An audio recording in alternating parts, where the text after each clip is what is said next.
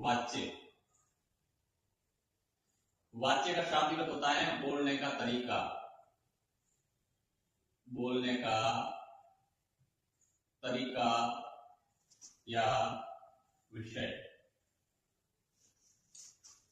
वैसे अगर हिंदी भाषा के अनुसार इसकी बात करें तो वाच्य क्या है, तो क्रिया का वह रूपांतर, क्रिया का वह रूपांतर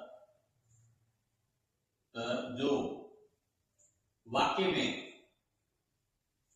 में कर्ता, क्रम तथा भाव की प्रधानता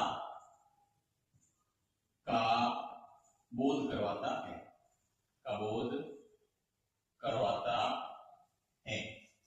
यानी क्रिया का वह रूपांतर जो किसी वाक्य के अंदर कर्ता प्रधान है, कर्म प्रधान है या भाव प्रधान है, प्रधान कौन है, उसकी प्रधानता का जो बोध कराता है ना, वो वाच्य कहलाता है।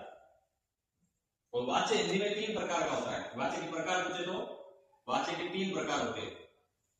कितने प्रकार होते हैं साथियों? 3। पहला है कर्तृवाच्य, कर्तृवाच्य पहला प्रकार। दूसरा प्रकार है क्रमवाच्य, दूसरा प्रकार कौन सा साथियों? क्रमवाच्य। और तीसरा प्रकार है भाववाच्य, भाववाच्य। कर्तृवाच्य में कर्ता प्रधान होता है, कर्ता प्रधान होता है, ठीक है। कर्तृवाच्य में क्या होता है? कर्ता प्रधान होता है। यानी कर्ता प्रधान का मतलब है कि क्रिया जो लगेगी वो कर्ता के अनुसार बनेगी। जैसे राम पुस्तक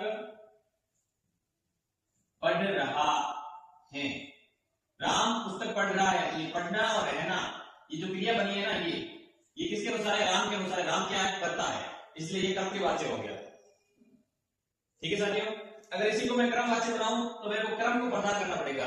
क्रम अर्थात पुस्तक, तो मैं इसको ऐसे लिखता हूं कि पुस्तक राम के द्वारा पढ़ी गई है, पुस्तक राम के द्वारा पढ़ी गई है, तो यहां प्रधान कौन हो जाएगा? पुस्तक प्रधान हो जाएगी। तो पुस्तक क्या है? कर्म है, तो ये कर्मवाच्य हो गया। यानी कर्तावाच्य में, जो ये कर्तृवाच्य में कर्ता प्रधान होता है, यानी क्रिया कर्ता के अनुसार लग रही है, लेकिन क्रमवाच्य में क्रम प्रधान होता है, अर्थात क्रिया क्रम के अनुसार लगेगी। और भाववाच्य में भाव प्रधान होता है।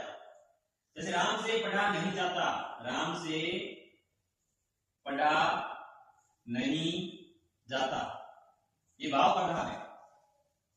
राम से पढ़ा नहीं जाता, मोहन से लिखा नहीं जाता, गीता से गाया नहीं जाता, ये सारे भाव प्रधान है।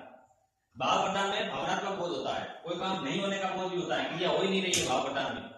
लेकिन क्रमवाच्य में कर्म प्रधान होता है और कर्तृवाच्य में कर्ता प्रधान रहता है। ये प्रमुख विशेषता है। तो हमने क्या पढ़ा?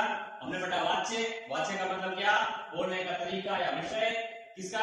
क्रिया का वह रूपांतर जो वाक्य में हमें कर्ता, कर्म या भाव की प्रधानता का बोध हो। प्रधानता का मतलब है लिंग, वचन, कर्ता के अनुसार हो तो कर्तृवाच्य, लिंग वचन क्रिया, लिंग वचन और क्रिया, लिंग वचन और क्रिया कर्ता के अनुसार हो तो कर्तृवाच्य, ये भाव के अनुसार हो तो भाववाच्य और कर्म के अनुसार हो तो क्रमवाच्य। यानी वाच्य के प्रकार कितने? 3। कर्तृवाच्य, क्रमवाच्य और भाववाच्य। कर्तृवाच्य में कर्ता प्रधान, क्रमवाच्य में क्रम प्रधान और भाववाच्य में भाव प्रधान। प्रधानता का मतलब क्रिया, लिंग और वचन इनके अनुसार